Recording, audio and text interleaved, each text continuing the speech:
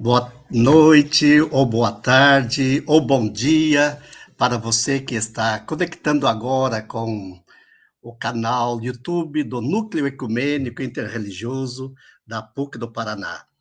Eu sou o professor Elias Wolff, como você pode ler aí do lado do meu nome, membro do programa de pós-graduação em Teologia da PUC do Paraná e coordenador do Núcleo Ecumênico Interreligioso desta mesma instituição. E hoje, de modo particular, quero me apresentar como membro e colaborando na coordenação da Rede Ecumênica da Água. A Rede Ecumênica da Água é uma organização que reúne 7 outras organizações que trabalham especificamente com o tema água. E para citar, para que você tenha conhecimento de quem são essas organizações, nós temos o Conselho Nacional de Igrejas Cristãs do Brasil, a Coordenadoria Ecumênica de Serviços, Ágora Habitantes da Terra, a Iniciativa das Religiões Unidas, a URI, o Instituto Oca do Sol e o CEAS, que é o Centro de Estudos de Ação Social. De alguma forma, esta organização está querendo afirmar 3 princípios, ou de muitas formas, sobre água. Água é dom de Deus. E como dom de Deus, a água tem uma dimensão da gratuidade, tem uma dimensão de dom, tem uma dimensão mística, de tal modo que, por este princípio, a Rede Ecumênica da Água luta contra toda privatização da água. O segundo princípio é a água como direito humano e de todas as criaturas que dela necessitam para sobreviver. E o terceiro princípio é a água como bem comum.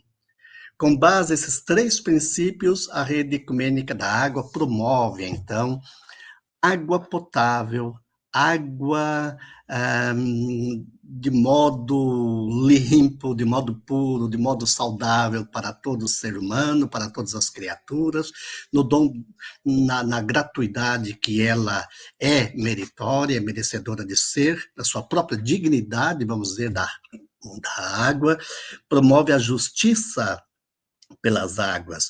E é importante começar esta live falando da REDA, a Rede Ecumênica da Água Brasil. Por quê? Porque exatamente no dia de hoje, dia 22 de março de 2023, Dia Mundial da Água, a Rede Ecumênica da Água Brasil completa 2 anos de existência. Ela foi criada no dia 22 de julho de 2021. Então, estamos no 2º aniversário da Rede Ecumênica da Água Brasil, pelo qual nós parabenizamos, então, todas as organizações, membros da Rede e as demais organizações que neste país, no continente do mundo, trabalham a favor da justiça das águas. Bem-vindo, bem-vinda outra vez a você que está em sintonia conosco aqui no canal YouTube do Neir, no qual é neste evento no qual hoje nós falaremos mais especificamente sobre a Conferência Internacional da Água, que acontece em Nova York, de hoje até sexta-feira próxima, e queremos fazer alguma conexão desse evento tão importante, tão significativo, que já está acontecendo em Nova York, promovido pela ONU, conexão com as lutas pela justiça das águas na América Latina. Nós sabemos que a água é um elemento de extrema importância e ela tem como finalidade principal a manutenção da vida. Água é fonte da vida, água é a própria vida. E é nesse sentido que a Conferência Internacional sobre a Água, que que vai de hoje, 22 de março, até dia 24, na próxima sexta-feira, neste ano de 2023, né? Então, promove uma ação conjunta para alcançar objetivos e metas internacionais sobre a justiça das águas. E podemos pensar aqui, por exemplo, a presença nessa conferência de vários temas relativos ao desenvolvimento sustentável da Agenda 2030, né? O lançamento da Agenda de Ação da Água, que inclui voluntários de todos os níveis, governos, instituições, comunidades locais, enfim, para que, de fato, tenhamos água potável e saneamento de maneira segura. Creio que esses são os principais objetivos, o principal tema desta conferência internacional que acontece a partir de hoje, como eu disse, em Nova York.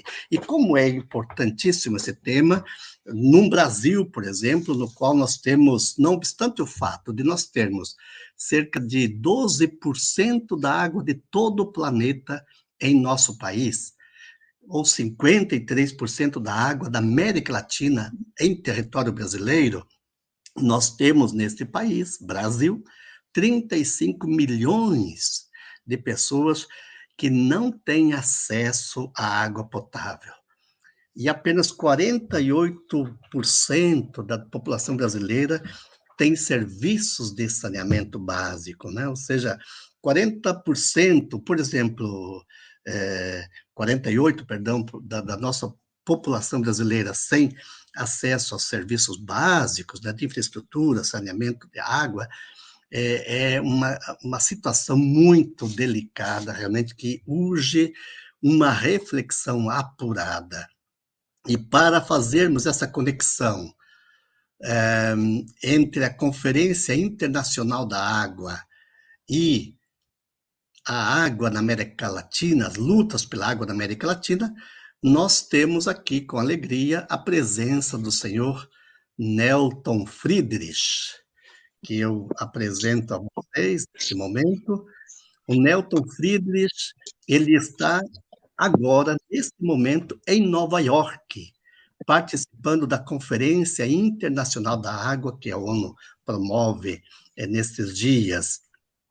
E em nosso território brasileiro, em nosso estado do Paraná, paranaense, como ele tem sido e é uma pessoa de extrema importância para promover ações em defesa da vida, do meio ambiente, da energia, enfim, né? Por 14 anos, ele coordenou o programa Cultivando Água Boa. Programa este que foi premiado em 2015 pela ONU como a melhor gestão mundial da água com participação social, entre outras atividades que ele tem promovido e promove em nosso país. E devo dizer também que o Nelton é um conselheiro da Rede Ecumênica da Água Brasil. Então, alguém que ajuda a Rede Brasil a promover as lutas pela água, a justiça pela água, a defender a água como dom de Deus, direito humano e bem comum. Bem-vindo, Nelton. E boa tarde para você aí. Bom, considerando que aqui são 19 horas e 40 minutos neste momento, né? E creio que em Nova York é um pouquinho mais cedo, não é verdade? De tal modo que penso dizer para você uma boa tarde e boas-vindas. Muito boa tarde, é um prazer cumprimentá-lo, Vaderias, e principalmente dizer que é um momento muito especial e esse evento tem essa característica de ser também um processo formativo, ou ao menos de troca de ideias e de conhecimentos, mas eu fico muito satisfeito de poder, nesse momento, estando aqui junto a esse evento da ONU, de manter esse diálogo e até pela nossa rede ecumênica da água e também pelos que estão participando, ligados a toda a questão da teologia, e aí eu aproveito para dizer de que vamos cada vez mais nos envolver porque a causa é muito nobre. E vou tomar liberdade, já que é uma hora a menos aqui, né, de dizer que está friozinho, mas, claro, com a calefação que existe aí nos estabelecimentos aqui, está agradável. Nesse momento eu estou no hotel, acabei de chegar lá da sede da ONU, e digo até bem rapidamente, a abertura que nós tivemos hoje, Padre Elias, e a todos, é muito chamativo esse momento, porque o próprio secretário-geral da ONU, português Antônio Guterres, ele começou dizendo que nós quebramos o ciclo da água. Quer dizer, na verdade, ele mostrou que nós estamos destruindo os ecossistemas, contaminando as águas subterrâneas, e mostrou que de 3 de cada 10 desastres naturais estão relacionados com a água. Então, quando nós vamos para os fenômenos climáticos e as mudanças que estão acontecendo, nós vamos verificar o que vem acontecendo com essa espécie de contradição, para usar uma palavra mais, eu diria assim, perceptível. É a contradição de repente, você viver nas mudanças climáticas, momentos de intensas chuvas, e às vezes com grandes desastres que essa situação cria, e de outro lado, momentos seguidos de muita seca. Então você tem uma escassez d'água, que já é natural pela situação que nós temos no mundo todo, as mudanças climáticas agravaram sobremaneira, então você tem a falta d'água em muitos lugares, e outras têm bastante água, mas ela não é de boa qualidade porque não está sendo contaminada, e você tem até nesse estresse hídrico, alguns lugares que, por exemplo, você tem meses e meses com grande deficiência desse líquido tão precioso, tão divino, tão necessário. Então, só para introduzir, fica muito claro, por exemplo, o contexto planetário que nós estamos, a ponto de a ONU convocar uma reunião especial, depois de 46 anos que não fazia mais esse tipo de reunião, para tentar articular todas as forças em cima do fazer. Isto é uma agenda especial de ações pela água, sem demora, com senso de urgência.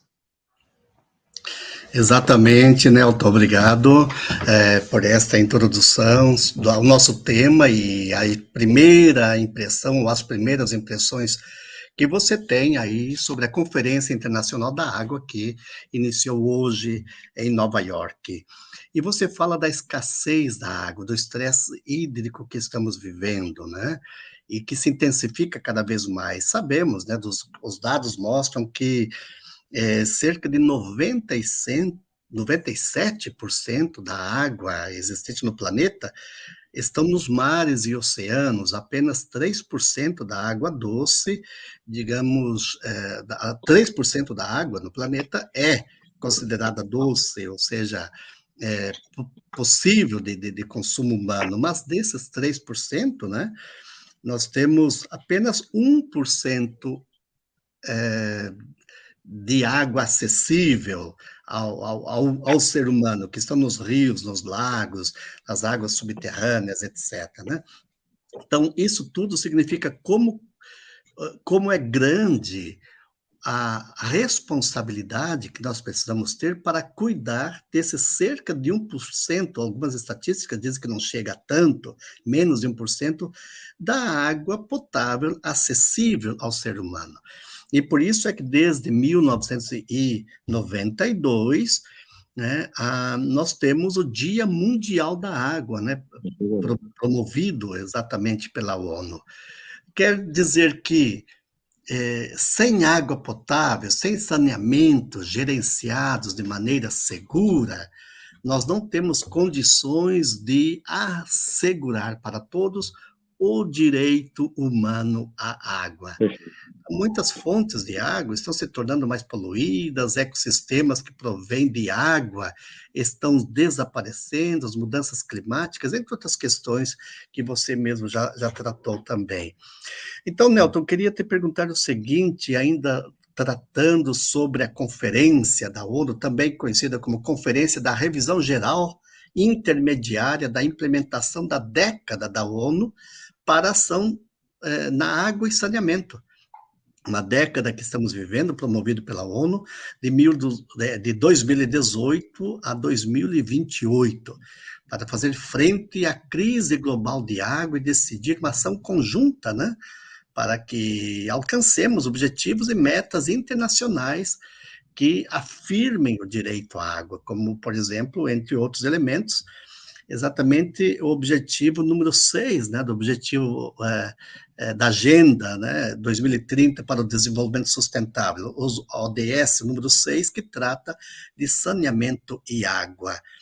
Como é que você, se eu perguntasse para ti, que expectativas esta conferência que está acontecendo agora na ONU sobre a água, que expectativas você tem sobre ela como um participante da conferência aí em Nova York? Olha, Padre Elias, eu tenho participado de muitos eventos, inclusive das várias conferências da água promovida pelo Conselho Nacional da Água, e também muitos eventos que participei do Fórum, né, Mundial Alternativo da Água.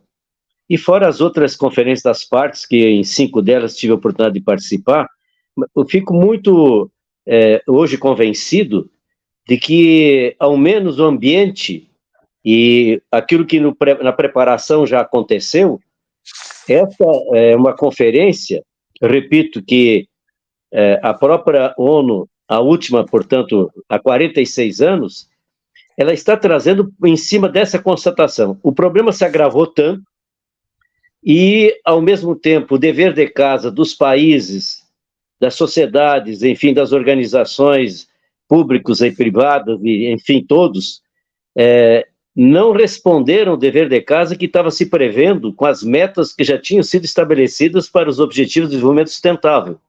E como bem o senhor colocou, o ODS5 é estratégico, porque é água e saneamento. Vamos reduzir o sexto para essa expressividade. Água e saneamento. Então, como nós estamos vivendo ainda um problema crítico, pelos dados que já foram até aqui apresentados, é que a ONU também tomou essa decisão de dizer, olha, precisamos acelerar, nós precisamos de ação. Então eu fico mais, eu diria assim, até confiante de que eu acho que agora vai acontecer de maneira mais intensa, porque, usando a expressão parece até agora irônica, né, a água bateu no pescoço mesmo, embora pouco no mundo, né, pelo descuido. E aí eu quero aproveitar que, além da gente ter essa perspectiva de uma agenda ação pela água, e aí, com a expressão muito forte, compromissos concretos, existe também uma espécie de sinais muito claros de que é preciso fazer um desenvolvimento muito, muito intenso de capacidades para essa questão estratégica da água. E aí isso se encalha, eu acho que tem uma coisa muito forte que se dá, até na conversa que se tem hoje, até com a participação da PUC, também dos que estão no curso de teologia, de quanto que está se pedindo por esta presença da ONU nesse momento, que está pedindo que é preciso desenvolver no mundo inteiro capacidades para tratar dessa questão. E, ao mesmo tempo, está se colocando a importância de uma outra governança. E aí eu fico muito à vontade, porque acredito muito de tudo que já passei, inclusive na experiência do próprio programa Cultivando Água Boa, que ele não era da Itaipu. Usávamos muito a expressão, tem que ser do coração e da mente de cada um dos que vivem na bacia hidrográfica do Paraná 3, nós falávamos. Então, o que é que essa nova governança que está se propondo? É mais que governo. É governo, é empresa, é cidadania individual e coletiva, é comunidade, são as igrejas, enfim, é um convite para que a gente tenha todos os segmentos da sociedade numa governança em que tenhamos metas e compromissos compartilhados, mas que nós temos que ter também a presença muito forte da democracia direta, do empoderamento, do protagonismo das comunidades. E eu vou tomar liberdade, que eu tenho me batido muito com isso, que acho que a melhor maneira de fazer a questão global do planeta que está com essa grave crise é fazer com os locais. É com os locais que nós vamos fazer o global. Porque onde é que as pessoas vivem? E nós temos uma coisa que nós perdemos há muito tempo, Padre Elias e a todos que estão participando. Nós perdemos a unidade plangêmea da natureza. Quando nós nos afastamos da Mãe Terra, quando nós nos afastamos, portanto, da natureza, quebramos a unidade e colocamos essa postura soberba, eu diria assim, plenipotenciária do ser humano sobre tudo, esquecendo que nós somos apenas um fio dessa teia da vida. Quando tudo isso nós tivemos até agora, nos levou a compreender, por exemplo, de quanto que é fundamental, isso, repito, é algo que não dá para deixar para ontem, é fundamental a gente compreender que a natureza está planejada por bacia hidrográfica. Ninguém que vive nesse mundo, seja com uma indústria, com uma empresa, pessoa física, familiar, jurídica, seja o que quiser, ele vive numa microbacia. E a maioria das pessoas não tem nem ideia, porque se abandonou a própria extraordinária sabedoria da natureza, porque está organizado numa bacia, numa subbacia, numa microbacia. Então, voltando agora, esse é um outro dado bonito que eu acho que esse evento está trazendo. A importância do desenvolvimento de capacidades, de construir uma governança, que é mais que governo. Ao mesmo tempo, acessar dados, informações, portanto, ter uma central, ter uma informação democratizada, aberta, sobre todas as questões, sobre todos os problemas. Dá um exemplo aqui que parece assustador. A NASA hoje tem equipamento no satélite que mede a quantidade de água subterrânea que tem os aquíferos. Ora, nós também sabemos, por exemplo, que quanto que é bom quando você usa a tecnologia que permitiu medir que o Brasil perdeu 20% da água de superfície em rios, em lagos, reservatórios, em 20 anos. Quer dizer, nós perdemos água. Por quê? Porque o satélite está levantando e mostrando, mês a mês, a quantidade de água que tem. Ora, com isso se tira, como resultante, quanto é que a gente tem em média de água cada ano e quanto é que, portanto, você tinha antes, quanto é que tem hoje. Então, essas questões são fundamentais. Outro aspecto que entra também nessa questão da conferência é a questão do financiamento. Mas o quinto ponto é a questão da inovação. A inovação, volto a dizer, ela, em primeiro lugar, na opinião que tenho, ela tem que ser uma inovação de tecnologia social. Nós não vamos só resolver com a alta tecnologia. Nós temos que compreender quanto que é preciso ter o coração e as mentes. Quanto que a gente precisa compreender esse lado sagrado da água. Senão a gente acha que vai resolver só com tecnologia, que nem alguns dizem. E aí dá no que deu, por exemplo, a Arábia Saudita, que gastou uma nota, está com 50% da sua água que vem da dessalinização, mas estão com um problema sério que agora estão tentando de rever, de não mais utilizar petróleo para poder fazer a dessalinização. Mas o pior é o seguinte, o que vão fazer com o sal? As toneladas e toneladas de sal que, para fazer a retirada dessa água e torná-la, portanto, potável, quanto que se gasta energia de um lado, mas quanto é que fica com esse resíduo? Se jogar no mar, vai ter um grande problema no ecossistema marinho, pela quantidade que vai se jogar desse resíduo. Então, por mais que tenha bastante dinheiro, está usando grande tecnologia, que permite 50% dos habitantes daquele país já ter água e que vem da salgada, e até estão fazendo irrigação forte e plantando muito mais em áreas que antes eram desérticas, mas não dá para a gente achar que vai resolver com isso. Então, a inovação também que tem que ser muito a inovação cooperativa, solidária, fraterna. A inovação, estou dizendo a palavra inovação, que a gente foi perdendo muito tudo isso. E a cooperação internacional, para resolver problemas dessa magnitude, não pode ser negócio. Cooperação é uma coisa. Relações de negócios, inclusive se aproveitando daqueles lugares que têm ainda mais recursos, os bens da natureza, não são recursos hídricos, são bens da natureza, são bens divinos, e como é que você quer transformar isso em mercadoria? Então, por essa razão, acho que a gente está entrando também na oportunidade de trazer de maneira ampla essa questão dos outros componentes, as outras dimensões para tratar dessa questão tão crucial da água para todos em qualidade e quantidade. Muito bem, Nelton.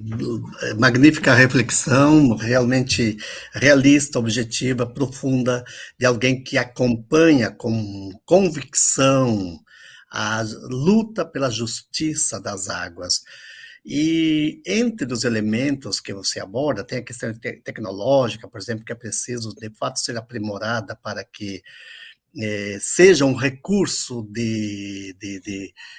que possa conduzir a água até os lares, até onde há necessidade, de modo mais saudável possível, né, sem danificar a natureza em outros aspectos, né? Mas entre os elementos que você apresenta, quero citar um que é de extrema importância: a necessidade de nós revermos a nossa postura como seres humanos Sim. em relação a toda a criação. E nesta revisão da nossa postura, do nosso modo de estar na criação, de ser também como humanos um ser criado, um elemento fundamental é desenvolvermos a consciência hídrica. E na consciência hídrica nós vamos percebendo que somos água e que, de alguma forma, a relação com outros seres vivos se dá também através da água, que é uma espécie digamos, de elemento comum que nos irmana. A água nos irmana como seres vivos, que necessitamos dela para continuar vivos, para sobrevivermos, né? E por isso a fraternidade criatural que precisamos desenvolver através de uma consciência hídrica. Alguém diz, e há estudos que mostram uma espécie de colapso no planeta. Por quê? Porque a tendência ao consumismo, ao materialismo, a tendência à coisificação das coisas e ao serviço apenas utilitarista é tão grande no ser humano que nós precisamos praticamente de 1,5 a mais o planeta para que todas as necessidades artificiais sejam satisfeitas, né? E alguém disse já também que toda a riqueza do planeta não é suficiente para satisfazer um único coração egoísta. Então, isso significa um novo modo, né, de estar na criação, como seres humanos criados que somos, numa fraternidade criatural que respeite, como fala o Papa Francisco, a dignidade própria de cada criatura, a finalidade própria de cada criatura, e entre elas a criatura água. Fazendo uma conexão com o tema da Conferência Internacional sobre a Água, que a ONU realiza nessa semana, e a água na América Latina, a água no Brasil, mais especificamente, as lutas que nós temos para termos água como direito humano, como bem comum, água potável e saneamento básico. O que você diria, Nelton? Olha, é extraordinariamente rica essa possibilidade de avançar aí pelas suas ricas e profundas observações, Padre Elias, e dizer que o que não falta na América Latina é água. Claro que aí vem a grande questão. Primeiro, não é bem distribuída, mas, por outro lado, também o grande problema é de acesso, em quantidade e qualidade necessárias.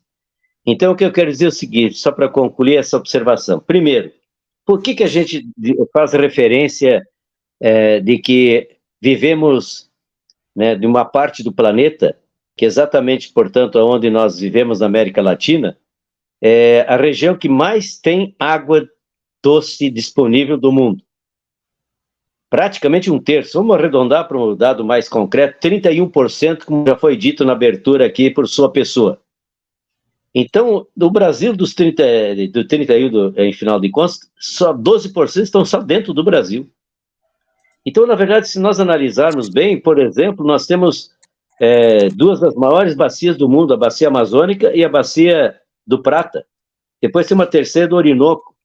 Só para ficar nesses 3 casos, dá para se dizer quanto que isso envolve não apenas um país, todas essas bacias, especialmente a questão amazônica e a do Prata, são bacias que envolvem vários países.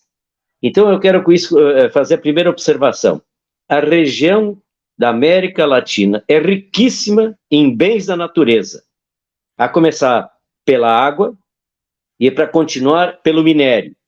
É por isso que a gente precisa, e essa colocação permite, a gente fazer uma observação muito, muito estratégica e objetiva. a questão da água e dos minérios, para ficar nos dois exemplos, ou ficarmos só na água, ela precisava ser tratada como de segurança, como segurança pública. Eu vou dar um exemplo claro para não fugir, viu, padre? Eu prometo ser bem rápido. O minério, em grande quantidade... Fique à vontade, temos o tempo à sua disposição.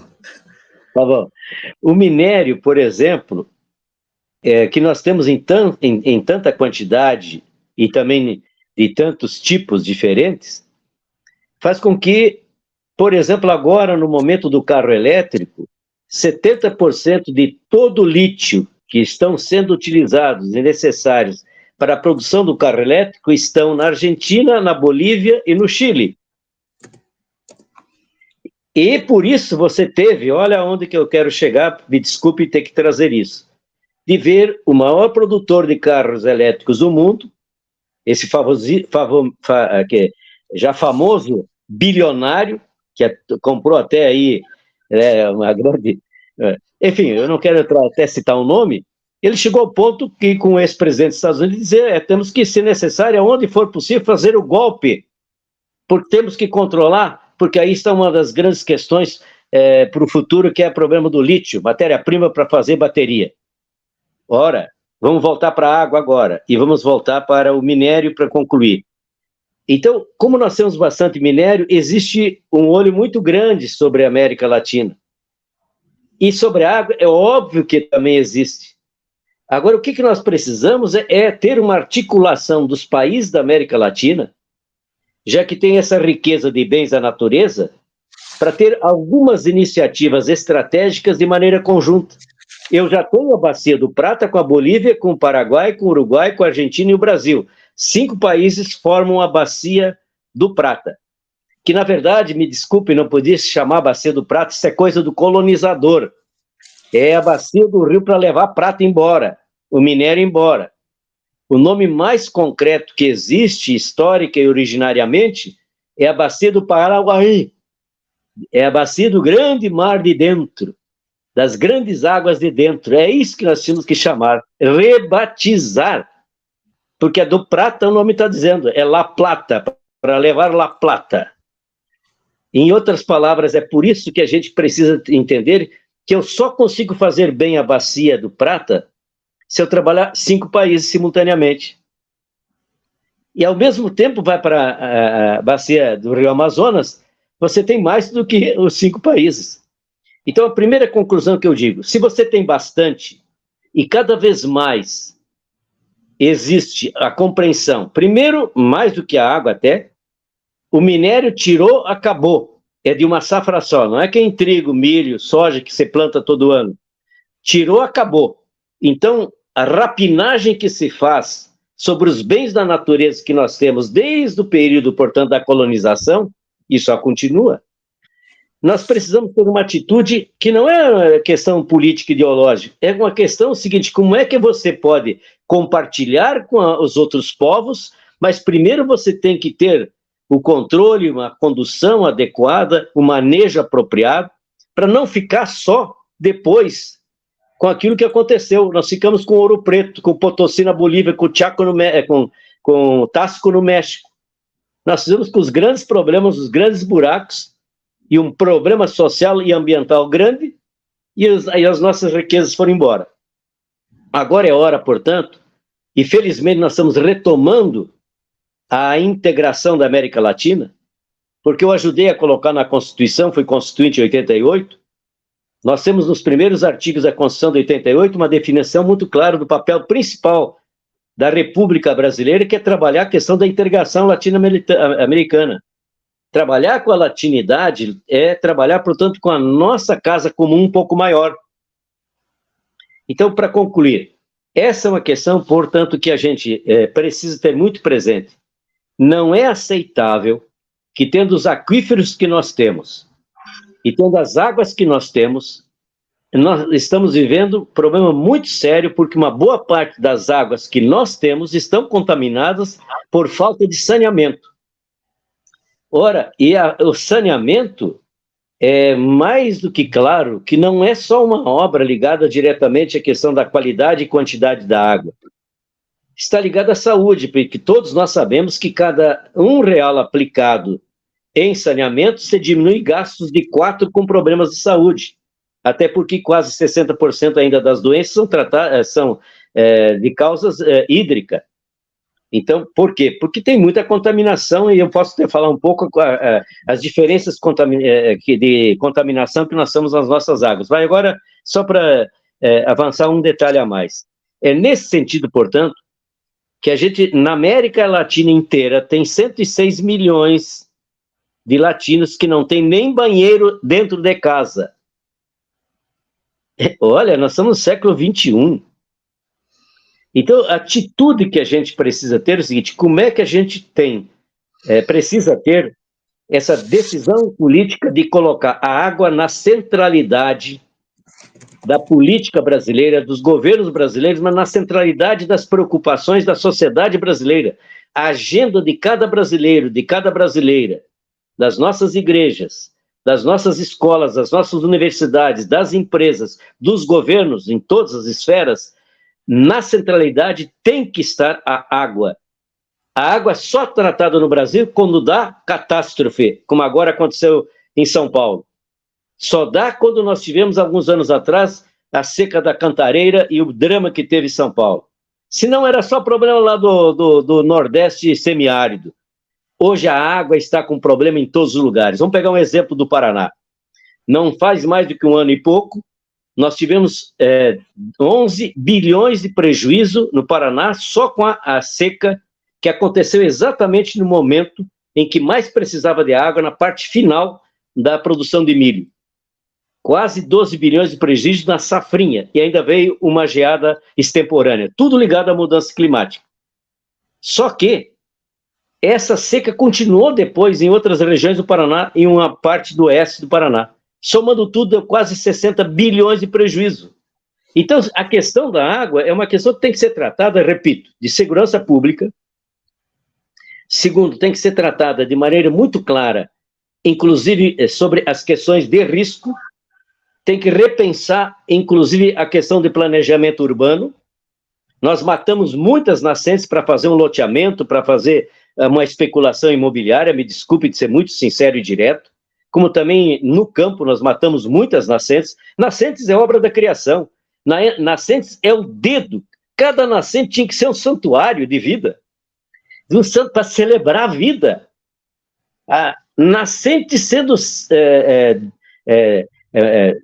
retirada, matando o nascente para produzir um pouquinho mais. Ou matando a nascente para fazer uma obra pública. Ou matando a nascente para colocar um lote a mais no loteamento sendo feito. Depois vem as consequências, porque ninguém administra e segura a água. E aí, com a mudança climática e as catástrofes que estão se repetindo de maneira quase continuada, agora mesmo, olha como são as coisas da América Latina. É assustador o que está acontecendo no Peru. Porque o Peru, a Bolívia e o Brasil são entre os países americanos que mais têm água.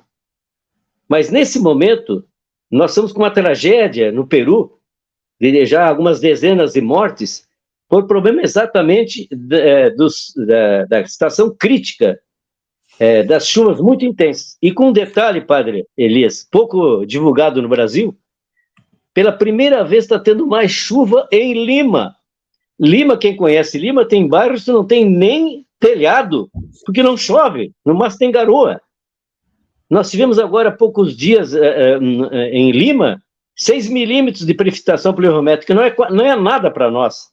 Mas para quem não tem chuva, só tem garoa, imagina o problema que também já está acontecendo. Então, a questão da América Latina precisa, portanto, decisões locais de cada país e decisões regionais. Repito, as bacias hidrográficas gigantescas que temos, compartilhando vários países. Mas também nós temos que olhar o que tem de cobiça lá de fora e de outros interesses sobre os nossos minérios e especialmente sobre a questão da própria água. Quero deixar todos com uma observação que eu acho que depois a gente pode voltar, que é o que temos que fazer efetivamente, dá para voltar um pouco mais sobre isso. Agora, para começar, e aí nessa questão toda que está colocada.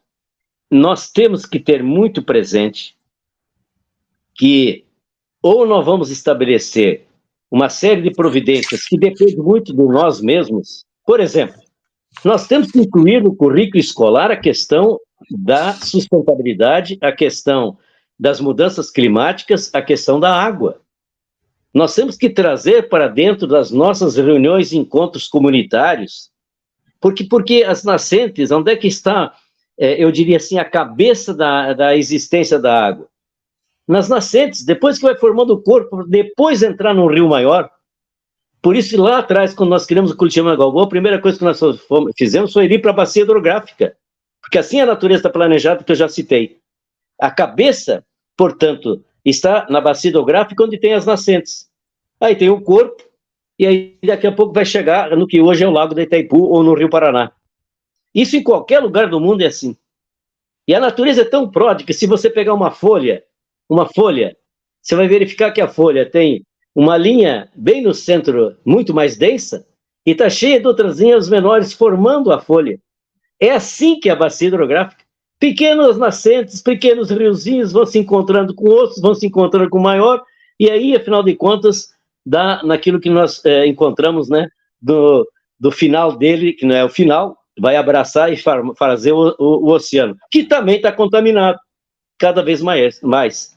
Então, a América Latina, eu diria assim, quanto mais nós pudermos nos integrar, quanto mais a gente conseguir desenvolver a cultura da água, porque nós temos a cultura da água está nos povos originários, é diferente da Europa, que tem que criar a nova cultura da água.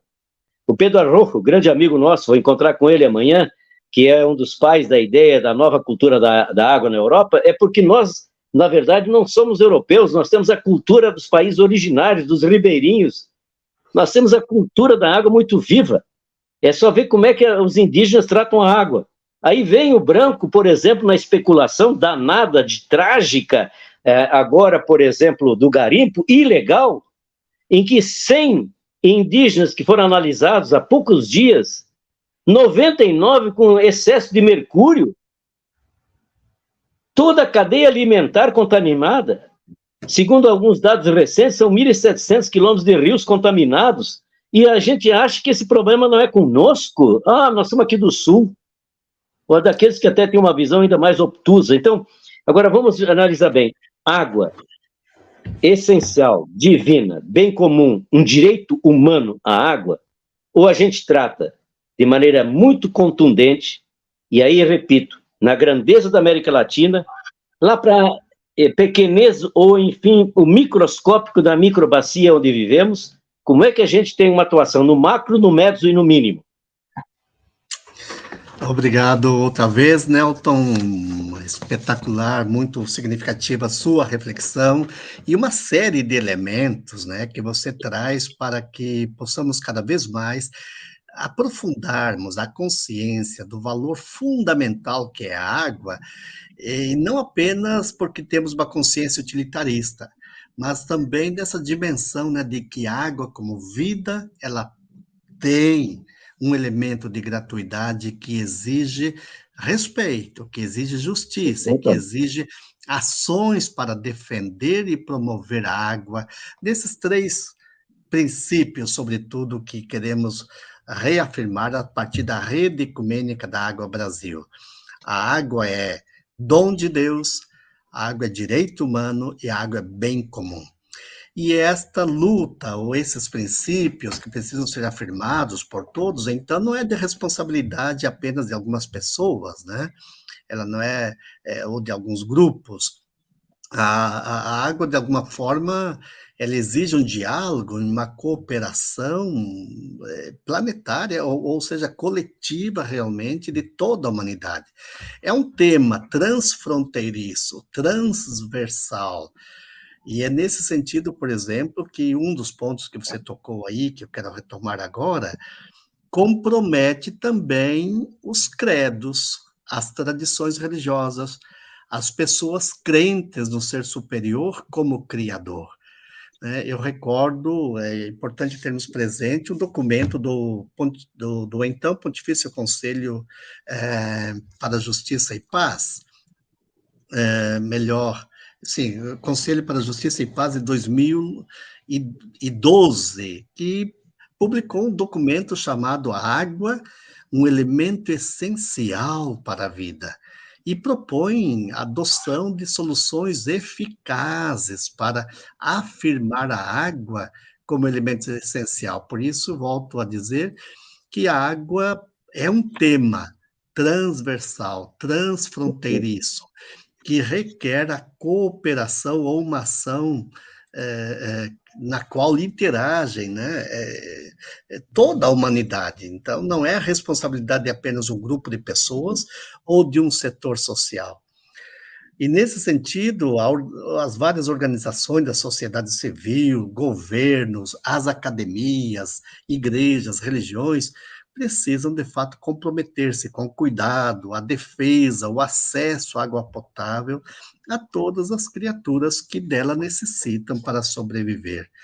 E para dar um exemplo mais concreto desta ação que já acontece em vários ambientes, eu quero chamar aqui a Eva Gislaine.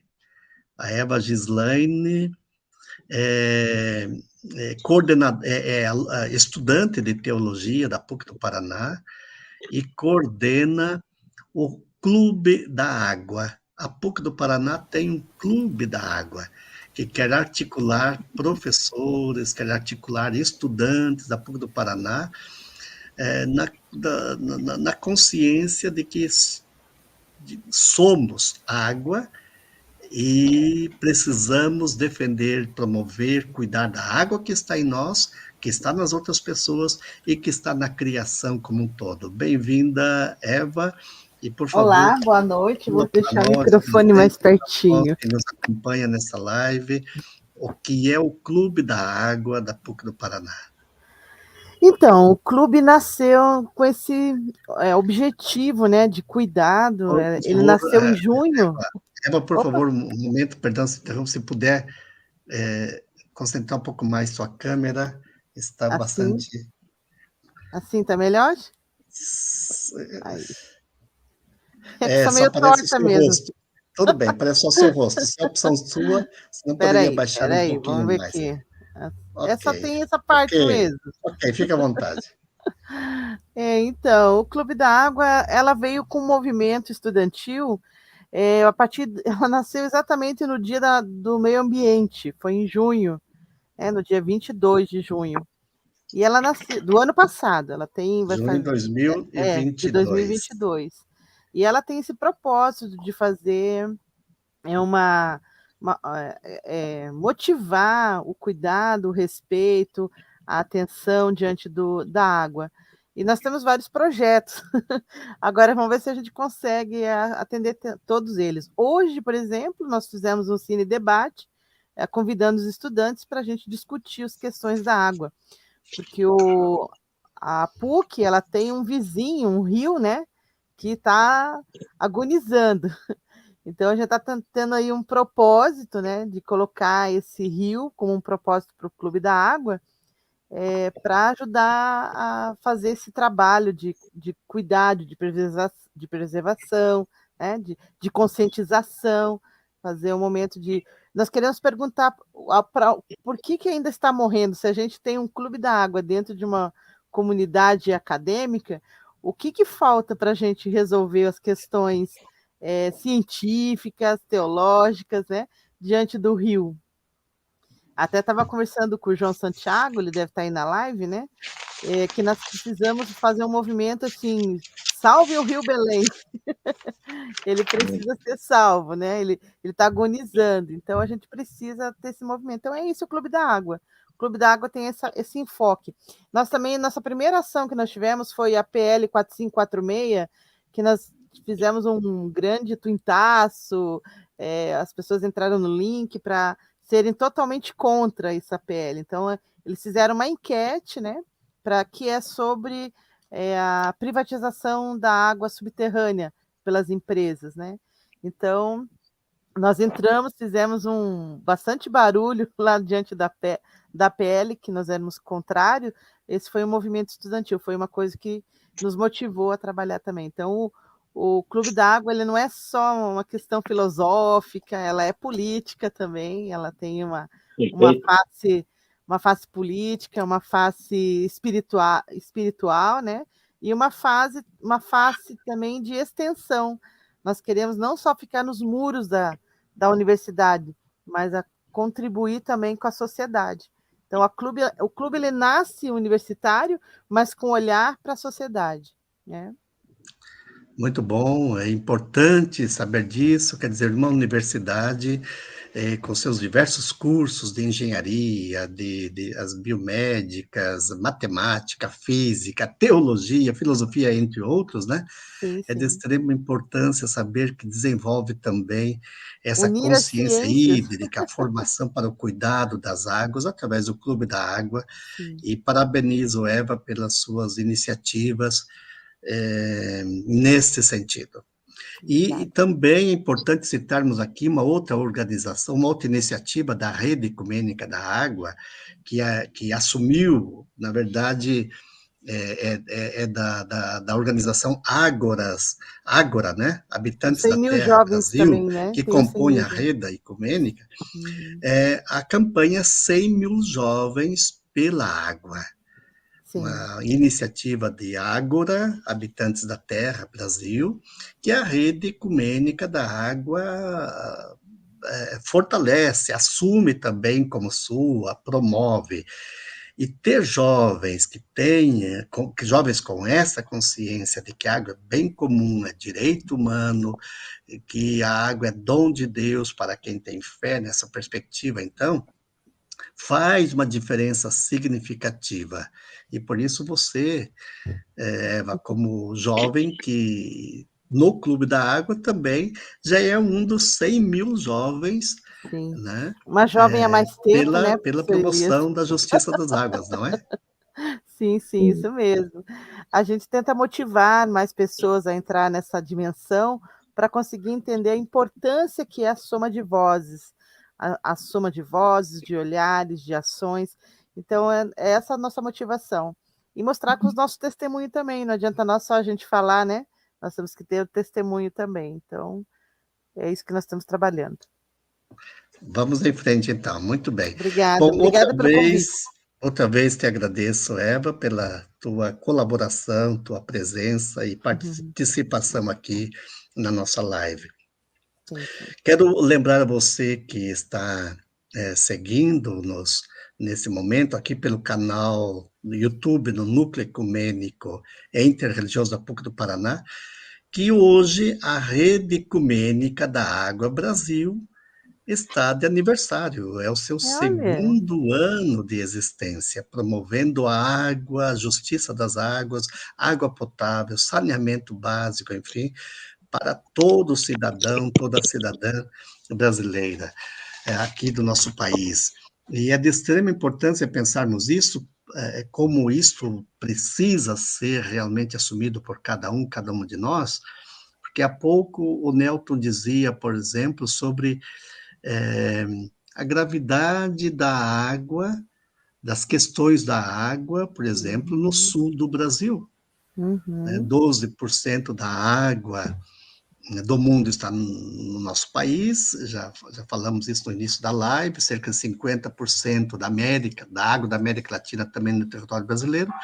Não obstante esse fato, por exemplo, o sudeste brasileiro, que tem 40%, cerca de 40% da população brasileira, em torno de 22 milhões de habitantes, tem apenas 6% da água aí na região do sudeste brasileiro.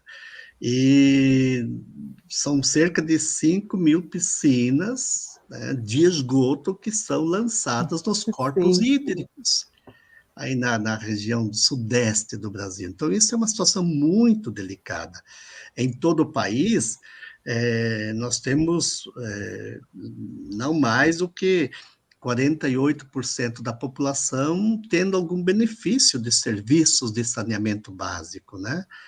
Então, só 56% dos esgotos recebem algum tratamento aqui no nosso país. Então, é muito grave essa situação, as consequências que nós estamos já hoje vivendo sobre isso. E entre Professor outros Elias, elementos... eu queria Oi? só comentar com o professor Newton, quando o senhor falou a respeito da nossa, que passamos aquela crise hídrica séria aqui em Curitiba, foi aí que o pessoal começou a dar mais valor para a água.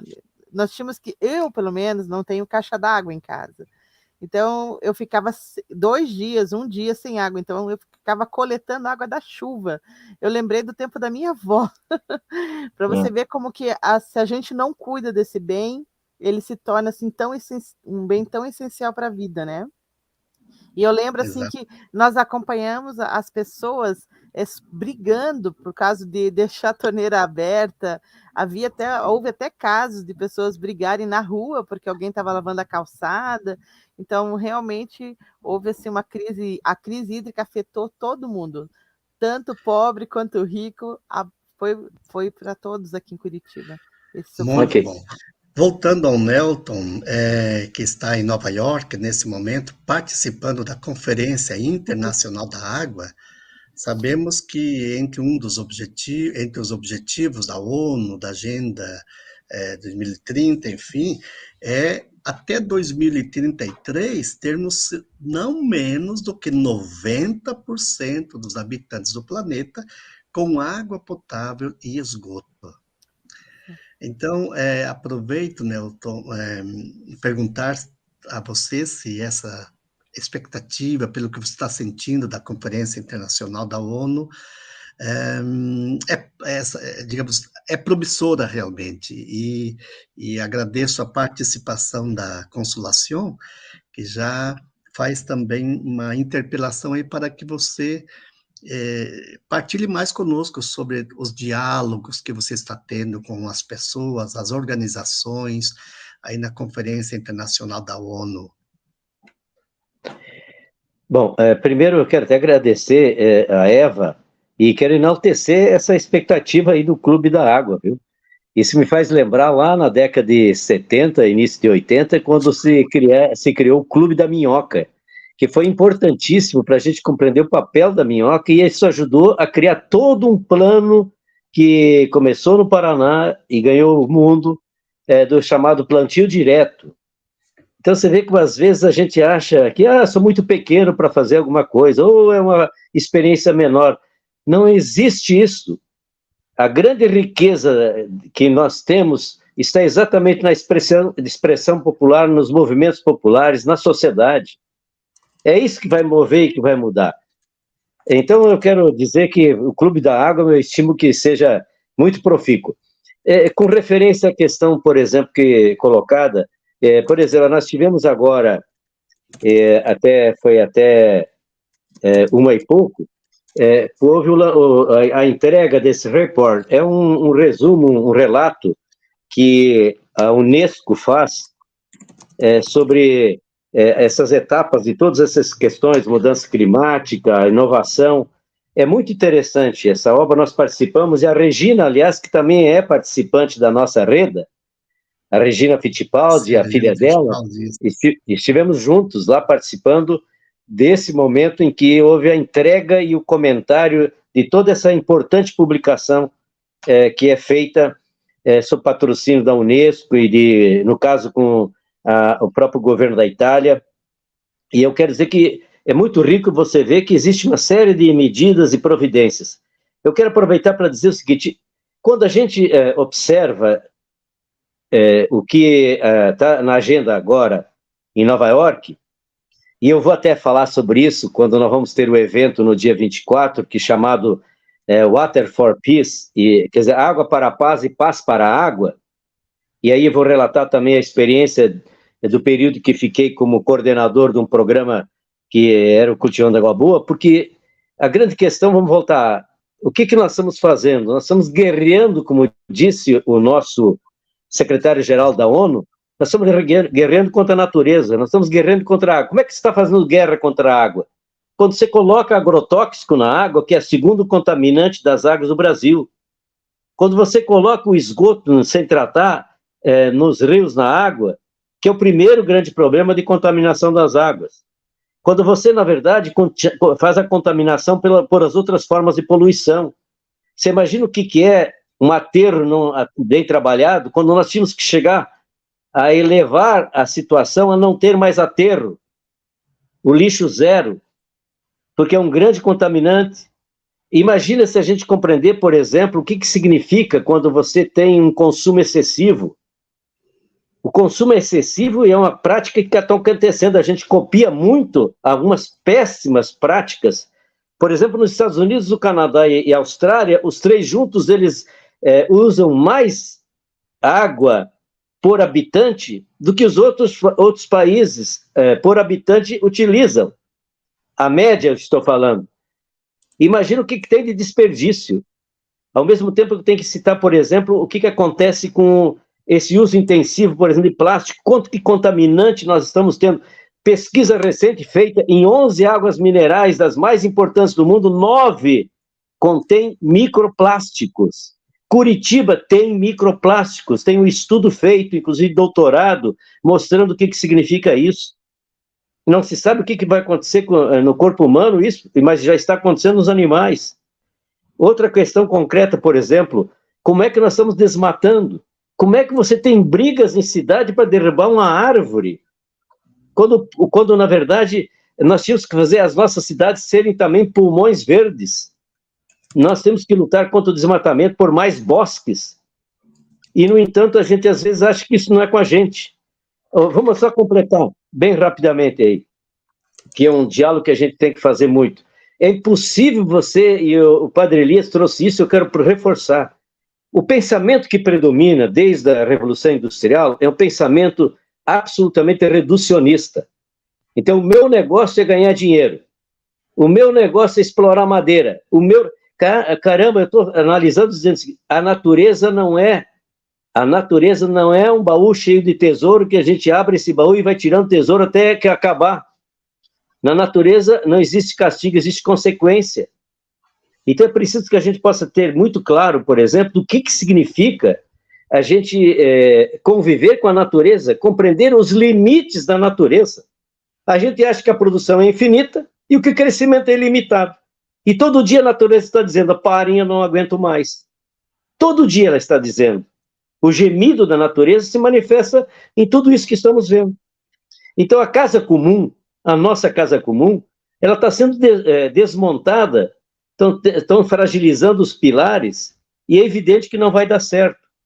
Então, por isso que eu fico muito animado, e aí, desculpe agora, bem rapidamente, e se a gente olhar para os oceanos, veja a contaminação que nós estamos tendo. Então, nós temos que construir a cultura do risco. Nós temos que construir a cultura da água. A cultura da água, se eu pudesse resumir, a água é uma coisa tão fantástica, ela tem a poesia, ela tem a música, as águas de março fechando o verão, ou quem sabe já com uma premonição dizendo um dia o sertão vai virar mar. Olha o que significa isso com aquecimento global, aumento das águas oceânicas, etc. Então veja que é riqueza que tem a água, mas ela tem uma dimensão cultural, e ela tem essa dimensão do ser humano. O que você faz com a água? Desperdiça? Mas o que você faz para a água? Joga o seu cocô na água? E aí isso não parece que não é comigo? É só com Brasília ou só com Curitiba? Aí, mas eu tenho outro componente da questão da cultura da água. O que você faz com, o que você faz para e o que você faz na água? Pois bem, só para a gente ainda observar. Então, a cultura da água, a cultura do risco, uma nova cultura urbana, uma nova eu quero dizer, permita, Padre Elias, e eu vou retomar porque a sua colocação foi fundamental, eu não quero perdê-la. A gente tem que alterar essa pedagogia antropocêntrica, de que o ser humano está no centro de tudo e os demais estão a serviço do ser humano. Não. Olha a sabedoria indígena originária. Nós somos fios no teio da vida. Outro fio é a água, é o solo, outro fio é o ar, outro fio é a relação comunitária. E são sabedorias indígenas da cosmovisão, de pertencimento e não de dominação, de controle e de exploração e de depredação. Eu aproveito porque acho que é fantástico, me louvo muito, quando o nosso queridíssimo Padre Francisco, na sua expressão mais ecumênica, não basta falar apenas da integridade dos ecossistemas, A gente, às vezes, concentra bastante na questão verde, na questão ambiental dos ecossistemas. Isso é imprescindível, que tudo isso está em jogo. Mas ele diz que é preciso ter a coragem de falar da integridade da vida humana, da necessidade de incentivar e conjugar todos os grandes valores.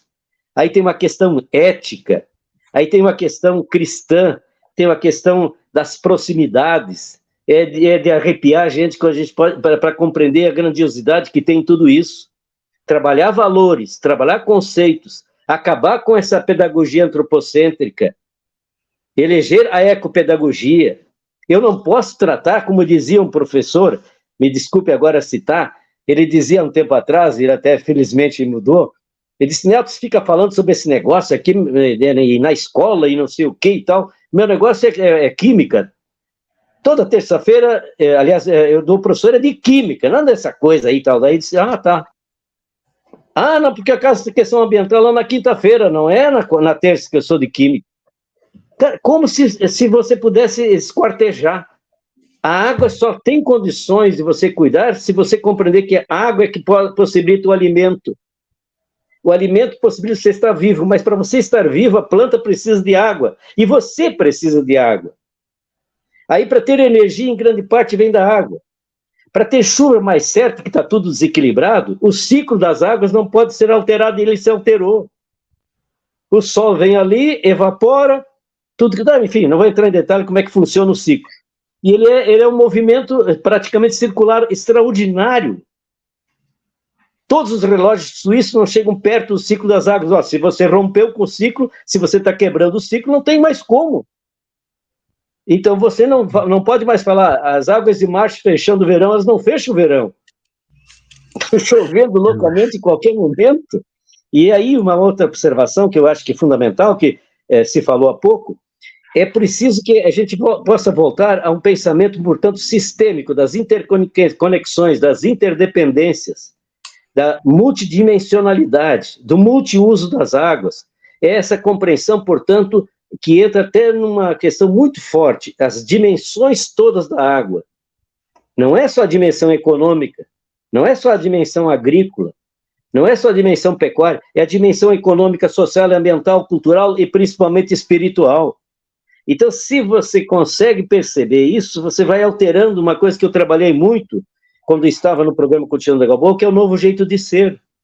Se a gente não trabalhar um novo jeito de ser mais amoroso, ser mais generoso, ser mais resiliente, ser mais compreensivo das interconexões todas.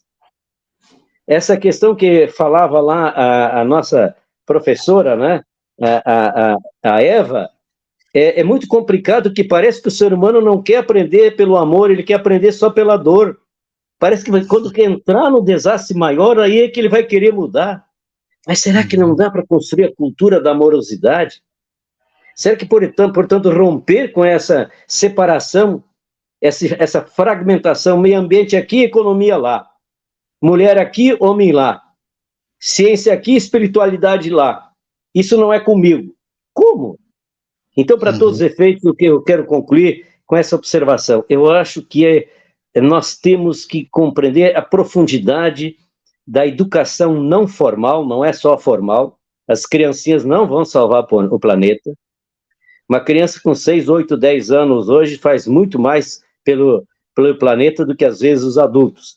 Mas para ela chegar a ser reitor da universidade, para ser diretor da Itaipu, para ser governador, vai mais uns 30, 40 anos. Como é que vai estar o planeta?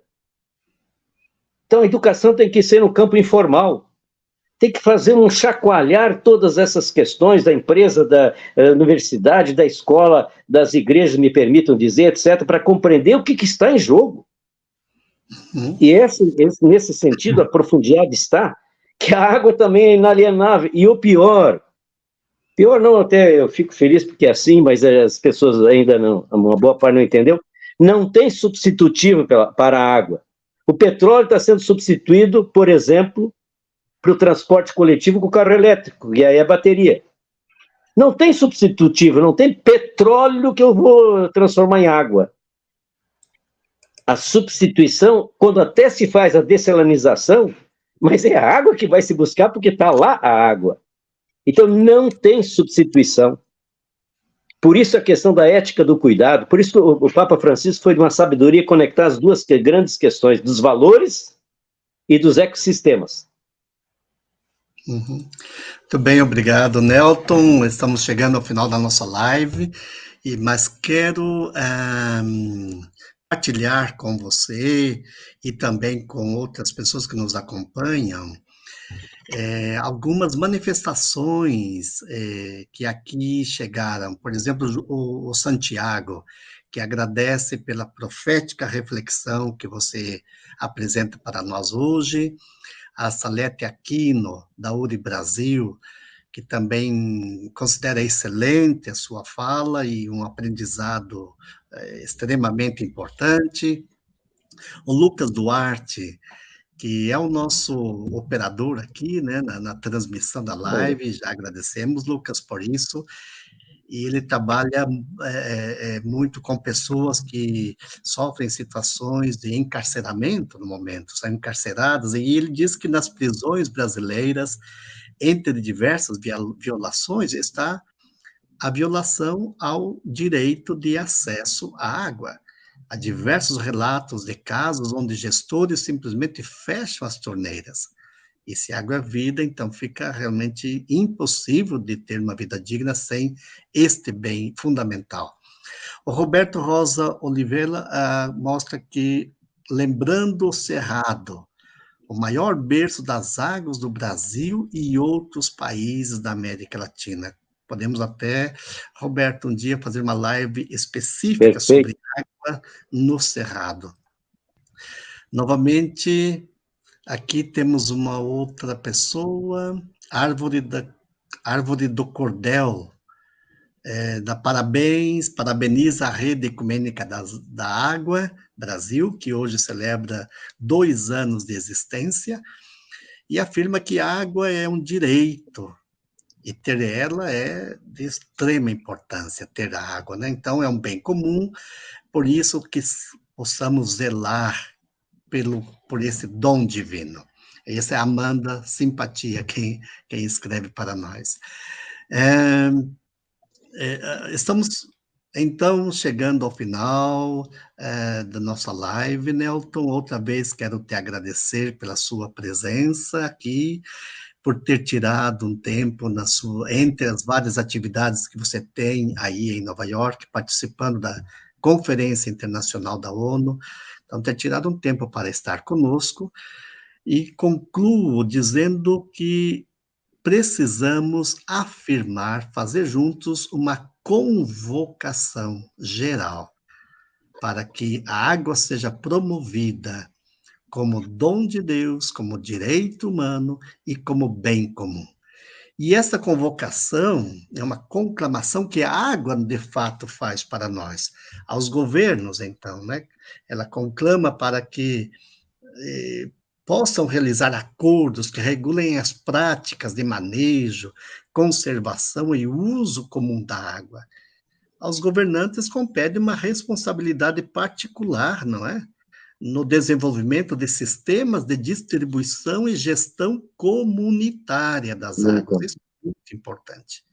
Não de modo privado, mercantilista, economicista, mas uma gestão comunitária das águas.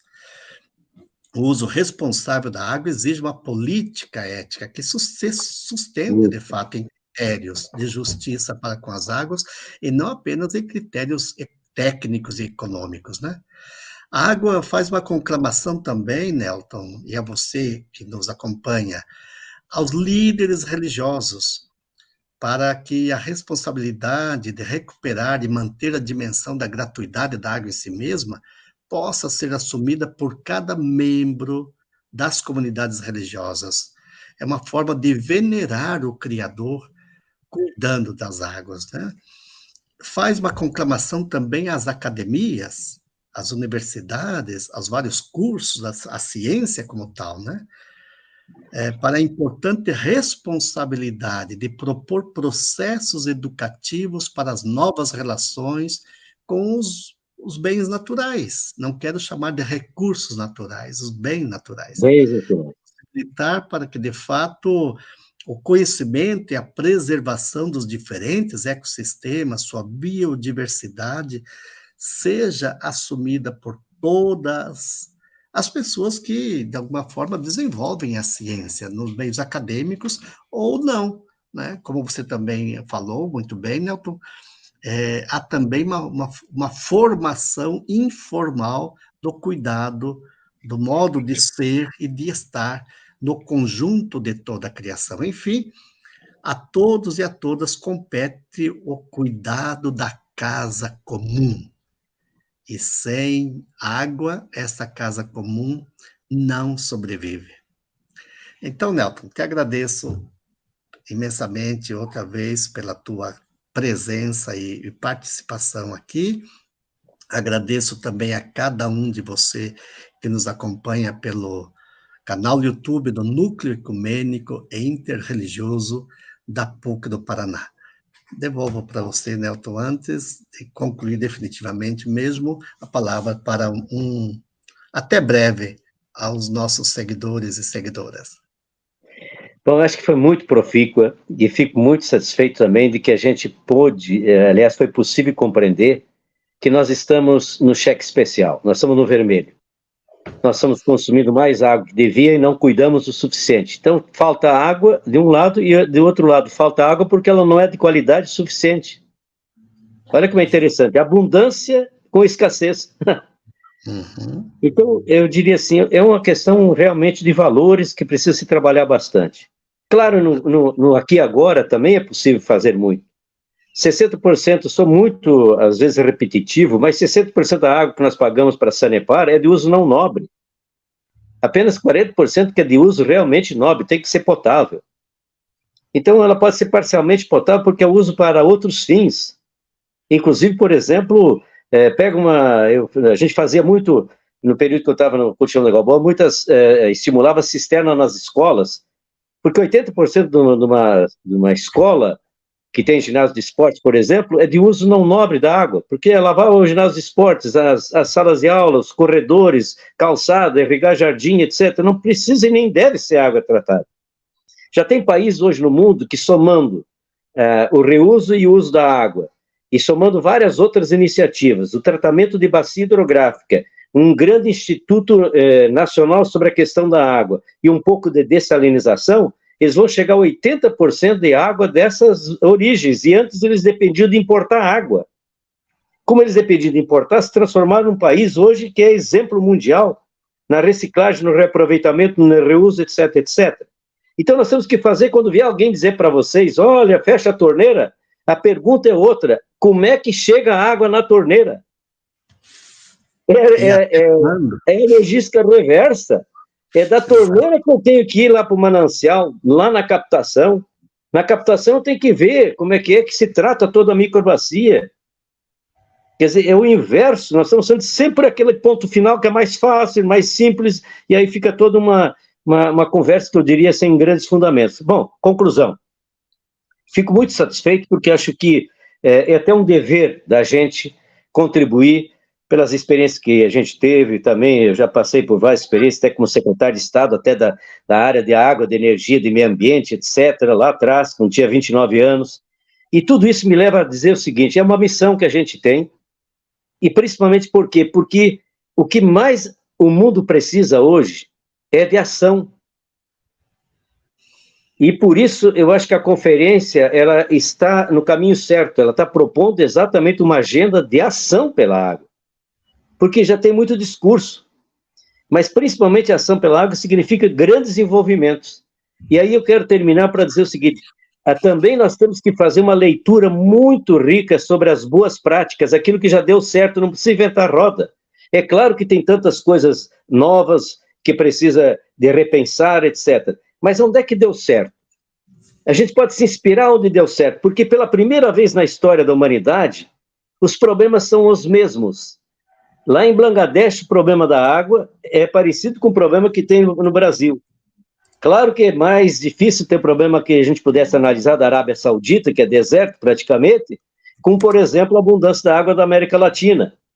Mas, no fundo, a questão social, que é de desigualdade, que é uma tragédia cristã, somada essa ausência do respeito ao direito humano à água em quantidade e qualidade necessários, isso tudo me leva a dizer o seguinte, e aí a conclusão. Eu tenho muita esperança porque a gente está começando a ter que tratar isso de maneira mais continuada, mais intensa.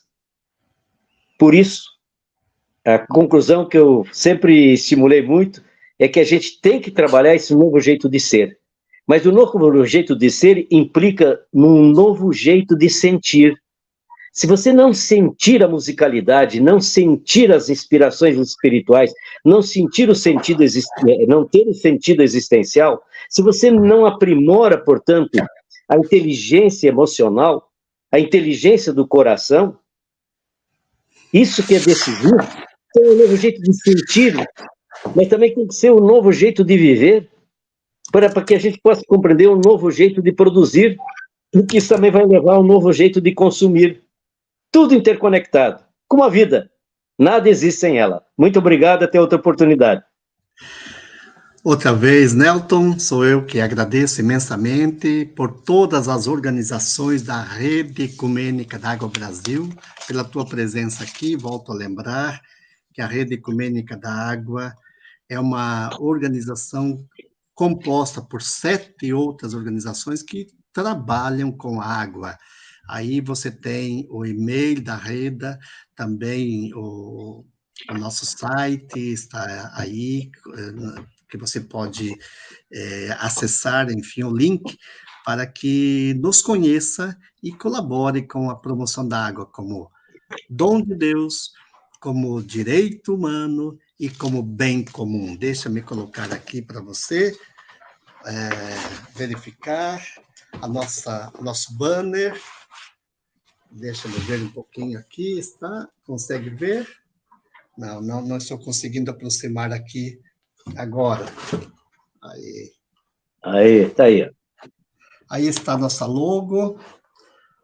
É um banner que participou na Alemanha e foi levado para a 11ª Assembleia do Conselho Mundial das Igrejas, na Alemanha, onde a Rede Ecumênica da Água Brasil foi apresentada, enfim, entre outras organizações que trabalham com água. Então, queremos dar os parabéns para a Rede Ecumênica da Água, as organizações que acompanham as pessoas que ali estão promovendo a justiça pelas águas.